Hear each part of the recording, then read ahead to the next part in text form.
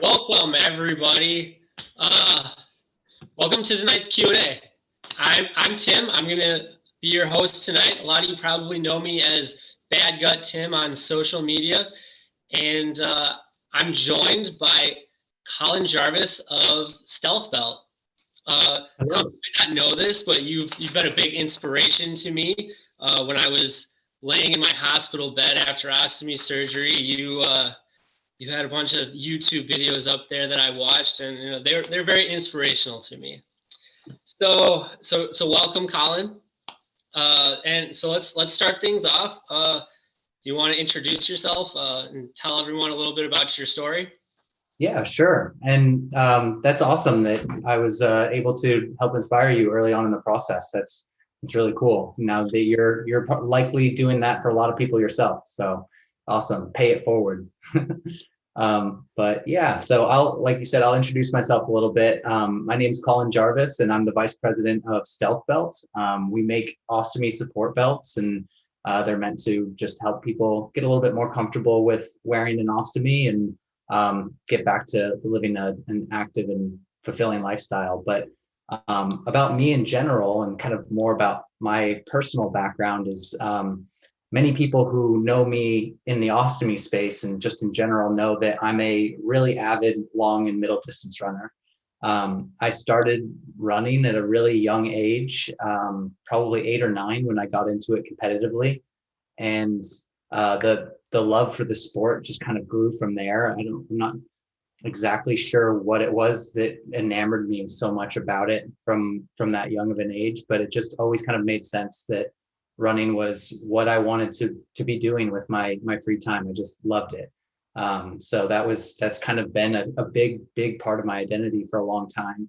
And over the course of my career, leading up to college, I was fairly successful in youth athletics and throughout high school, and was able to get a scholarship to run at UC Berkeley. And I went up there and started continued my running career with the ultimate goal in mind of one day becoming an Olympian. And I mean, pretty much anybody who wants to be involved competitively with track and field or long distance running, like the Olympics, that's the big holy grail, right? Like everyone tunes in every 4 years, and I wanted to be that guy. And I think that for me, as I kind of progressed through my career, especially into college, it actually started becoming more of a realistic possibility for me to achieve that goal, as opposed to what it had been as just a dream as like a young kid. And so that was really, really exciting for me, obviously. And I, into my 3rd year of college, was probably my most successful running career year. And I won a couple really big races, and I was having all this momentum. But that summer, after having a lot of success that year, I was diagnosed with ulcerative colitis. At the time, I had no idea what ulcerative colitis was. And I just kind of figured, hey, look, I'm super healthy. I've spent my whole life dedicated to being as fit as possible, and my diet's dialed in. And like, I just thought, I'm going to be the easy success story here. But obviously that's not quite how things ended up playing out, because that was ultimately, it only took about 8 months after my initial diagnosis of ulcerative colitis to the point where I needed surgery. And surgery happened for me back in 2014. And I was 20 years old at that point. So actually, 21 years old. And yeah, I mean, that was incredibly tough. And I think that for me, some of the most difficult aspects of being sick wasn't just the, like, frankly, excruciating pain that I was in 24/7 because of ulcerative colitis, but more the alienation that kind of came with having that kind of debilitating chronic illness. It just took me out of the life that I knew and loved. And with it, like, my identity was so wrapped up in this sport that I had just lived and breathed for, that kind of getting sick and having that no longer be an option for me was was pretty devastating. I did not handle it very well. And, like while I was sick, and then even when I first initially got surgery, those first few months after having an ostomy, I was just like, really not in a good place mentally. And I had a ton of questions about like, am I ever going to be able to do this sport that I love again? Like, are all of my dreams completely gone? And like, how am I going to approach life? And, I spent a good amount of time kind of in that headspace, but the one benefit in those early times was that it was, I was no longer really clouded. My judgment wasn't as clouded by pain. Cause I think that when you have ulcerative colitis and you're in like chronic pain, you're almost in like survival mode. And it's a little bit harder to like take a step back out of that and like look at the bigger picture. And for me, at least, having the surgery allowed me to take that step back and be like, okay, yeah, what happened is really awful. And you're in a different body now. And so you need to be able to figure out like, how are you going to continue living your life? I'm only 21 years old at this point, and I can't just like pack it in and throw my hands up. I've got a lot of life to live. And, if it's not going to be an Olympian, then what is it going to be? So started asking myself those questions. And as I was kind of going through that process of figuring things out, I realized that, a lot of the things that I thought I wouldn't be able to do, I was actually able to do. Like running is a big one. I after a few months, once I had all of the post-op recovery and took my time building back up, I was able to get back to running. So that was a really big step for me. And then from that point, I was just trying to figure out like, okay, how can I keep running involved in my life and also figure out a way to live better yourself and also help other people live better? Because it over that time period, as I reflected on my experience, I just knew that I had missed so many things that would have helped me get through it better. And I wanted to be able to share some of that with other people. And like, long story short, that's ultimately how I got involved with Stealth Belt. It was a product that I used to help me get back to running initially, but it just became part of my like day-to-day routine. And it was just a great avenue for me to continue running and also kind of use my story as a bit of inspiration to help people manage that period of time, that transition after surgery. And just generally share my story. So that's kind of how I got involved with Stealth Belt and why I'm trying to spread some of the things that I've learned over the years to anybody who has an ostomy that is looking for ways to make life a little bit easier. That's awesome. That's really awesome. So Stealth Belt's a product that I use every single day. Could you talk a little bit more about what that is? Yeah. So it's a ostomy support belt. It looks kind of like this on the mannequin. And it's just made to help conceal and support an ostomy appliance. So you put an ostomy would sit inside of a pouch inside here, and it would hold the appliance off towards the side. And what it does is it kind of, of course, you've got the aesthetic part where it's going to keep it concealed. Because in my opinion, I just feel like a lot of times when you're looking at an ostomy bag, it just looks so medical. Like functionally, it's actually pretty great how well these adhesives work when you think about what it has to do. Like 5 days or something of one piece of, find me a Band-Aid that's going to stick on your skin for 5 days, right? So like I have to say that the appliances, it is pretty amazing, but like it just looks so medical. And for me, that was kind of a hurdle. And, even 6 years on now, I'm not like at a point where I feel ashamed about having an ostomy or anything like that. I've gotten past all of that, but at the same time, it's just not like the thing I want people to like first associate when I'm meeting somebody new or something like that. I want to be able to like have some feeling of control involved there. And I felt like Stealth Belt was really great for doing that. So aesthetically, it covers that base for me.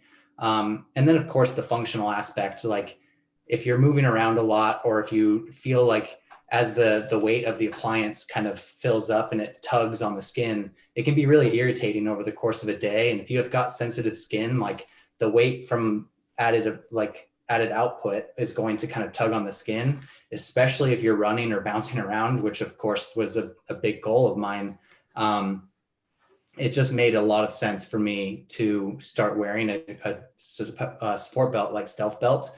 And, you know, it was initially something I used for running, but, you know, I found that even while I slept or throughout the day, it was just something that made me feel a lot better, just less noticeable to have the appliance on. So those are really that's the top level of kind of what the Stealth Belt's meant to do, is the support and the concealment aspects. Yeah, they're great. I'm a believer. And if anybody's out there struggling with their ostomy, give it a try. Definitely give it a try. Yeah. Let's switch over to hydration a little bit. So you're a runner, and you're also an ostomate. What role does hydration play in all that? Yeah. So, I mean, generally speaking, like hydration is obviously something that's really important for everybody. Like you don't need to be struggling with IBD or have an ostomy to know that staying hydrated is going to be important, because if you get dehydrated, you're going to have just lower amounts of energy. It actually is proven to make thinking more challenging. So it's like your cognitive function will decline. And, you know, it'll make you more sore. So if you get achy muscles for any number of reasons, if you're dehydrated, that's going to exacerbate. It'll slow down the recovery process. And it's also really critical for helping absorb nutrients. So, and like these are just at a top level important for everybody. But then when you have the added effect of having an ostomy, if you're not well hydrated, it also increases your likelihood of getting blockages. So if you are somebody who experiences blockages a lot, I mean, getting hydrated is not going to obviously solve that problem in total, but it is something that can contribute to making it happen more if you're not on top of it. So you want to make sure that hydration is something that you're kind of building in there. And then just beyond that too, when you think about having an ostomy and what that is, you know, most of us who have it are missing some portion, if not all, of our large intestine. And the major function of the large intestine is to absorb water from indigestible food matter and then pull that out and use it for the rest of your body. Like that is basically what the large intestine does, other than just be like a reservoir before you use the bathroom. Yeah, there you go. Take a drink of water. But like when you have an ostomy, or if you rather don't have a large intestine, you are like you have a potential deficit of up to 30% of your body's ability to absorb water. And so that's a pretty significant amount of water absorption that happens from pulling it out of food. So when you're like us and you don't have a large intestine, it's not impossible to bridge that gap, but it is super important. And that's why it's so much more likely that people who have ostomies can be dehydrated. And in fact, I read a statistic not too long ago, and I'm not 100% sure if this number is right, but it's somewhere in the ballpark. But of all people who have surgery to get an ostomy, specifically an ileostomy, I think it's something like 40% of them will get readmitted to the hospital within the first 6 months. And the number one leading cause for readmission in that 6-month period is dehydration. Interesting. Yeah, I know my surgeon was really harping on the hydration thing. Yeah. So now we know kind of like why hydration is important. Do you have any tips? Do you use the oral rehydration solutions? How do you stay hydrated? Yeah. So I definitely have a few tips. I like to start when I talk to people who have ostomies about what they can do to stay hydrated. I like to start by using a little analogy that's actually using like a battery. So if you think about the battery in your phone, and when it gets down to 0%. So you've got a completely dead phone, and then you plug it into the wall. And if you've ever kind of watched that happen, or if you've been in a hurry and just like, oh, I just need to get some battery juice back in here, you'll notice that the first like 10 to 15% of that battery's life actually comes back really quickly. But then as that approaches closer and closer to 100%, it actually slows down. And that's just a function of the way batteries store energy. But I like that as an analogy for how our bodies actually absorb water. So when you think about somebody who's dehydrated, if they're really dehydrated, it's easy to get rehydrated just by drinking really any liquids, because your body's desperate and there's lots of room for it to absorb. But as you get closer and closer to a point of proper hydration, it becomes harder and harder for your body to do that. So the way in which you're drinking the water and what electrolytes are in that water become a lot more important. And when you're thinking about what chronic dehydration is, it's not necessarily a situation where it's like somebody who's just gotten out of the desert for 3 weeks. Like it's something that happens incrementally over time, and that you might not even really notice that you're chronically dehydrated throughout months or even years. And I think that a lot of people, ostomy or not, are chronically dehydrated. And what this analogy is really meant to show is that the manner in which you're drinking the water is important. And that the number one tip that I would give is to drink the amount of water. I think the recommended daily value for somebody is like 2.5 liters a day. It can change. You can find that exact formula online. It's much better than I could give you a blanket statement for.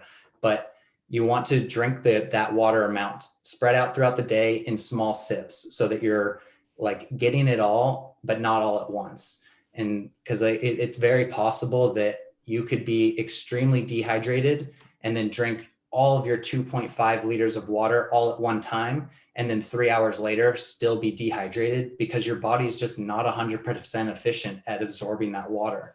And so it's like when somebody says, oh, you need to drink, I know that 8 glasses of water seems to be another really common hydration trope that's out there.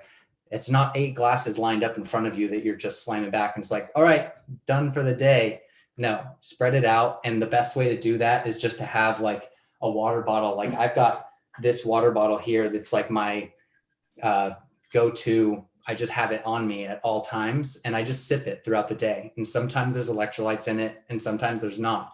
But this was actually something that I learned through being a long distance runner, because you have to prepare to do, like if you're going to run a marathon, like the hydration process starts weeks in advance. It's not just the night before, like, okay, slam back a bunch of water. So that's one super important thing that I would recommend to people. And then I'd say that if I were to give any like specific advice, because I know that when I've talked about this in the past, that people have asked, like, what specifically are you using to get hydrated? Like, is there something that we should be doing differently if we've got an ostomy as opposed to somebody else? Like, is there something there? And the short answer is no, not really. There are a lot of different supplements out there, and a lot of them are going to do well for you.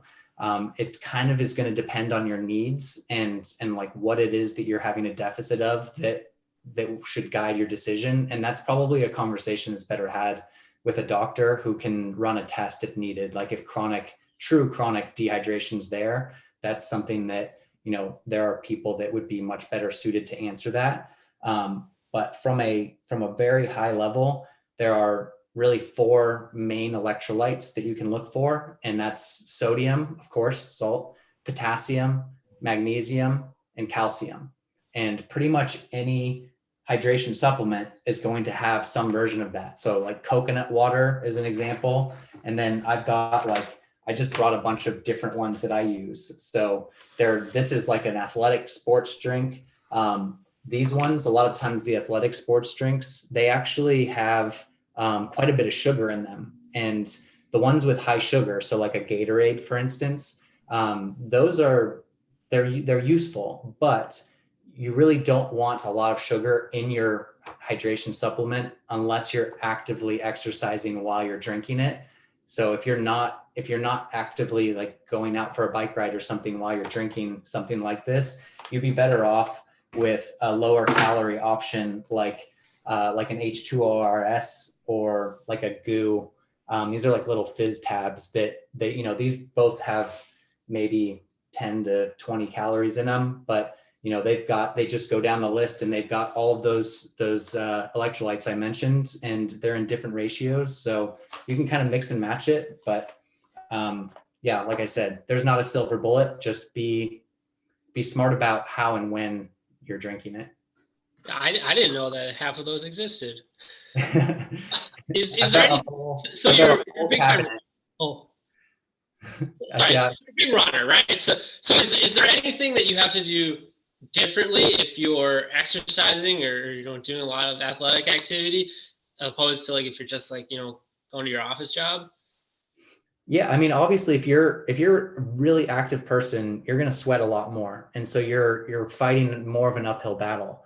And I would say that it's really like if you're exercising more, like the obvious answer is just to drink more water, and more of like a higher percentage of the water and fluids that you're drinking should include things like hydration supplements. And like not all of your water throughout the day needs to have this stuff. And it is possible to like get too much of it to the point where your body just also can't absorb that. So it's just, you want to kind of maybe switch off like if you drink 2.5 of these a day, which is about probably what I drink, maybe a little bit more, maybe one of them will have a hydration supplement in it and the other one won't. And then of course that's kind of separate from like anything else that you're drinking, that might be like coffee or like a soda or something like that.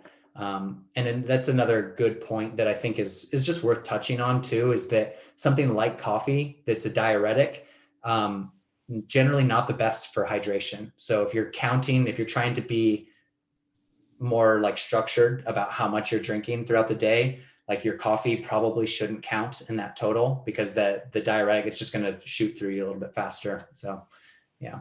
What about beer?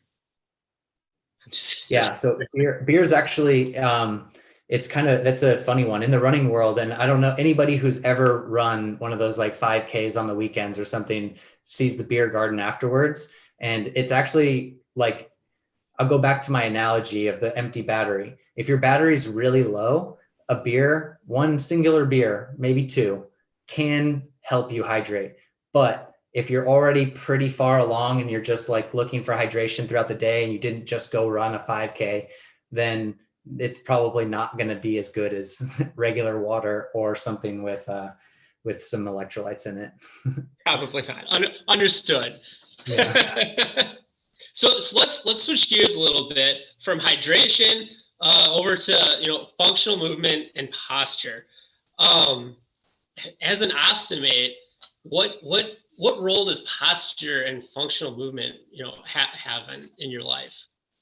Yeah, I mean, I think very much in the same way as hydration, like these things are applicable for everybody. Like it is like having good posture and moving in a functional way is going to help you just be more comfortable.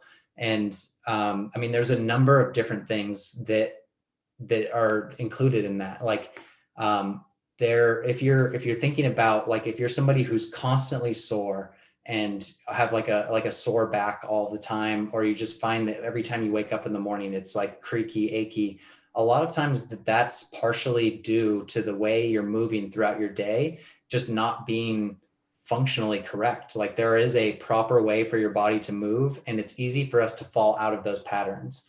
And like one good parameter test is like to sit in a squat. Like if you think about somebody who's sitting in a squat, like if you see little kids at a park, like every single one of them have no issue whatsoever sitting down into a squat. But as you get older and you're sitting in a chair all day long at a desk job and you're not stretching those muscles and you're not like activating things properly, you start to lose that ability. And hey, I'm even still very much in that not able to squat category. So I know exactly what it feels like to have lost that and now trying to get it back. But there are those like physical reasons for it, but then there are also like psychological aspects of having good posture and how that relates to your mental health. So, I mean, when you think about having an ostomy and the pathway that most of us go down to getting that ostomy, it starts with being in chronic pain. So I know that, were you Crohn's or colitis, Tim? I'm Crohn's.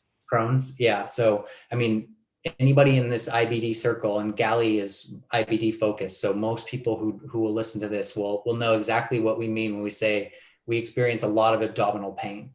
And if you think about what's the first thing you do when you're in a lot of pain with a stomach ache? You lean forward, right? You kind of do this, like, oh, my stomach hurts. And, you know, that's a protective response of your body to do that. So you're kind of, if you're in chronic pain, you're chronically going to have a little bit more of that. And then if you're somebody who is in and out of the hospital a lot, those hospital beds are not very ergonomic. We'll put it that way. I know that, like, I just remember at my different hospital stays over the years, needing to get up and like stretch out after just being there for like 16 hours at a time, laying in a hospital bed. It's just like, oh my gosh, like I just need to move because I just feel stiff. And so like that adds to it.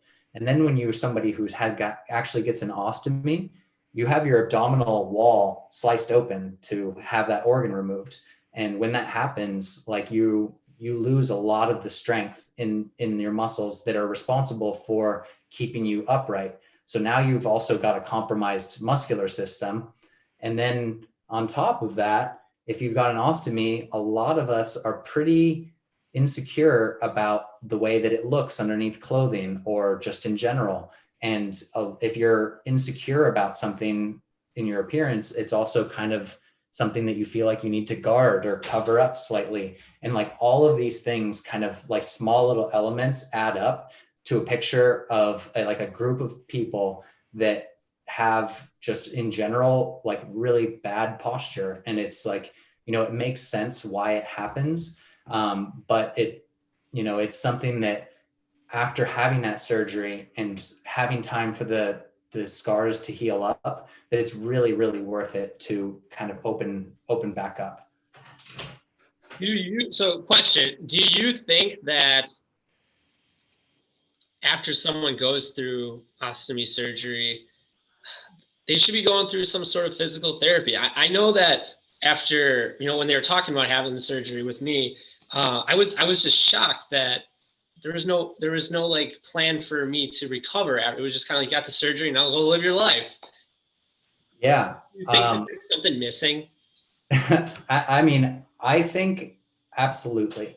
I know that when I was discharged, they gave me like very loose recommendations of like, you should consider seeing a physical therapist. But if I could give somebody like a step-by-step process of like, these are the things you should do after you leave the hospital, that would be probably number one or maybe number two behind like talking to a therapist if you need it.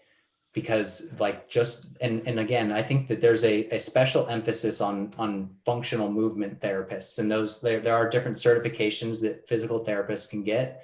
And even if this therapist doesn't really know what an ostomy is, they will know about functional movement. And that's something that's really helpful, especially for preventing hernias. Because if you've got an ostomy, another one of the things that the doctors harp on when you're leaving is, hey, be careful. Don't lift up a milk jug for a couple of weeks because you might get a hernia. It's like you are at a distinct risk for that happening. And it's precisely because you've had your abdominal wall cut into. And, once you get those muscles rebuilt, it's much less likely that you're going to have a hernia, but you're still always at a risk. And when you're moving in a functional way, it just reduces that so much further. And to give another example is, and of course, I'm kind of sports minded, so a lot of my examples involve sports. But if you think about like an Olympic weightlifter, and like a lot of those guys or girls are not like some of them are big, but then you can, the way it's scored is like the ratio of how much weight they're putting up versus how much they weigh.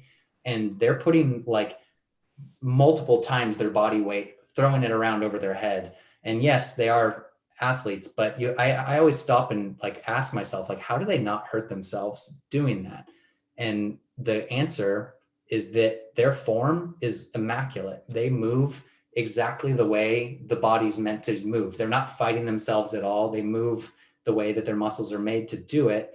And if we can kind of translate some of that idea into our day-to-day, so like when we go to pick up a heavy box when we're moving, rather than bending forward with your back, actually squatting down, keeping your spine in line, like those little things, like once you get in the habit, you don't think about it, but it does make a big difference for helping prevent a hernia.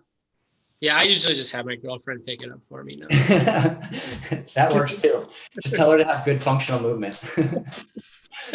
No, but so now we know like a little bit of like why it's important. Do you have any exercises or movements that you would suggest people try out? Well, I mean, again, it's kind of in that weird space where I'm not somebody who's certified to give out medical advice. Okay. But like you said, the suggestion to talk to a physical therapist who specializes in functional movement patterns, that is a recommendation that I would feel comfortable giving anybody who has an ostomy. And then just as an anecdotal example of kind of how I approached it early on in my process, was I actually looked up and learned a lot about it by searching for post-natal exercises. So for women who've had C-sections, it's a really similar surgery site, and the recovery process is actually fairly similar. I looked at like, what are they doing to make sure that they're rebuilding that core strength?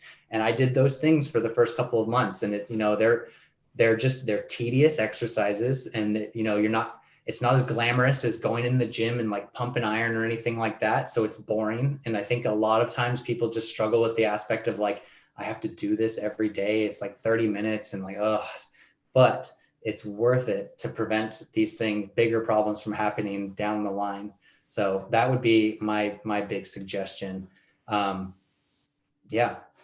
Yeah, I remember so that's that was the the route I ended up going on, down Google and the postpartum stuff. And I remember I would lay on the floor and like tilt my pelvis, and that was it. But it actually initially wasn't really that easy. So now I can do it.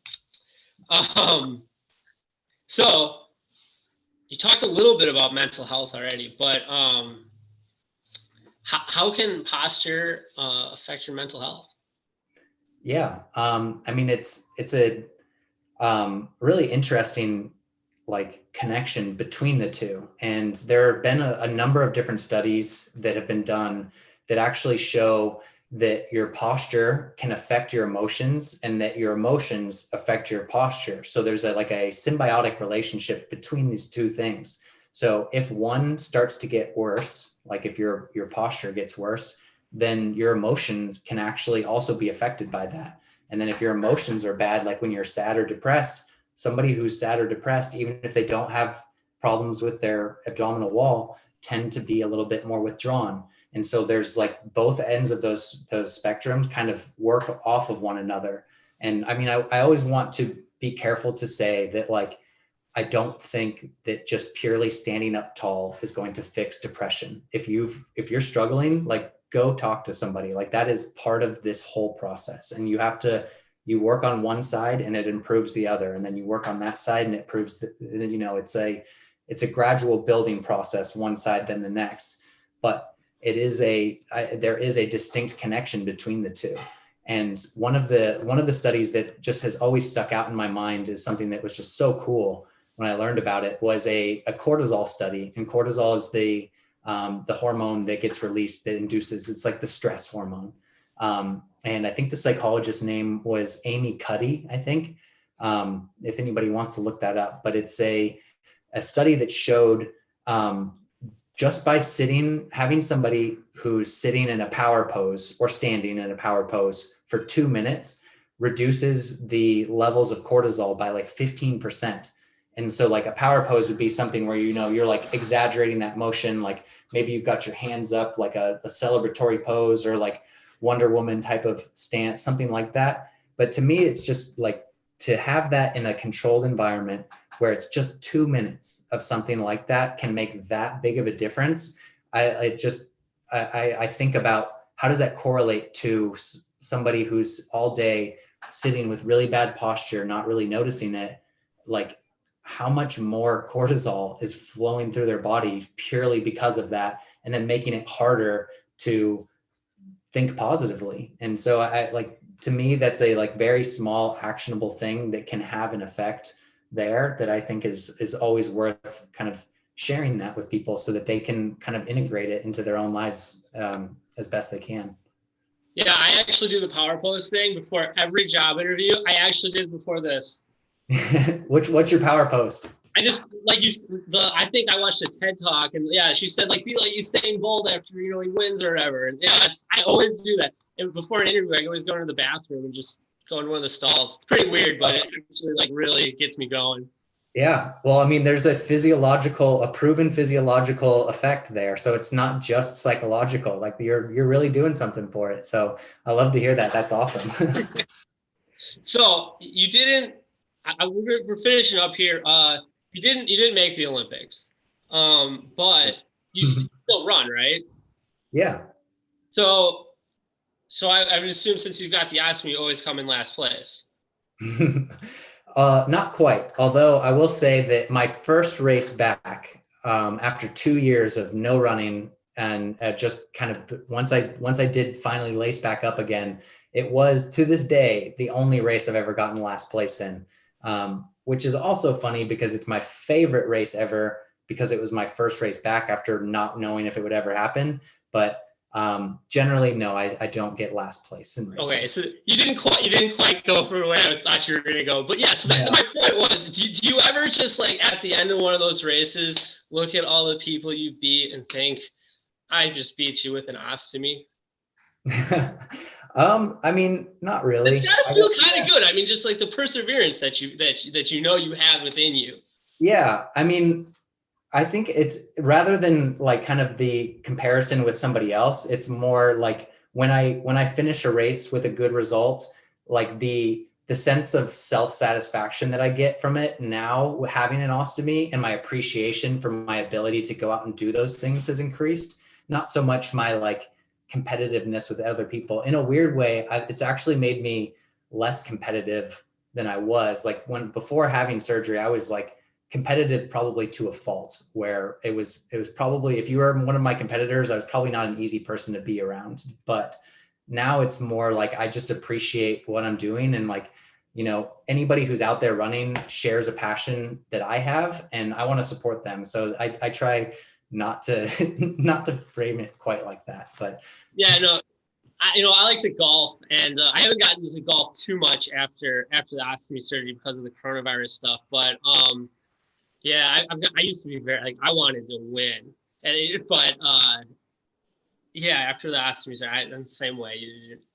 Yeah, I mean, it's just a shift it's a shift in the mindset, because now it's like, there was a good chance like just a couple years ago that I might not ever have been able to golf again. Like this might have been gone from my life entirely. So it's like every time you go out and sink a putt, you're kind of like, man, that's awesome. It like the context of what you're doing, just it changes. And, for that reason exactly is why I would say I'm most thankful for having an ostomy. It's great that I'm healthy again, but now just the different perspective that it gives me on like what I'm able to do. It's just the level of appreciation and gratitude that I have for like simple things has just exponentially increased. So, yeah. All right. Do you have any final thoughts that you want to leave the viewers with? Final thoughts. Drink some water, sit up straight when you can, talk to a physical therapist if you're having issues getting back to being active again after having surgery, and try to keep whatever's happening in your life in perspective, and just be be grateful whenever those opportunities come up, because I think that's really the key to success in any situation, whether or not you want to run a marathon. Very cool. All right. Well, I think that's all we've got tonight. Thanks for tuning in, everybody. And until next time. All right. Later. Thanks, Tim.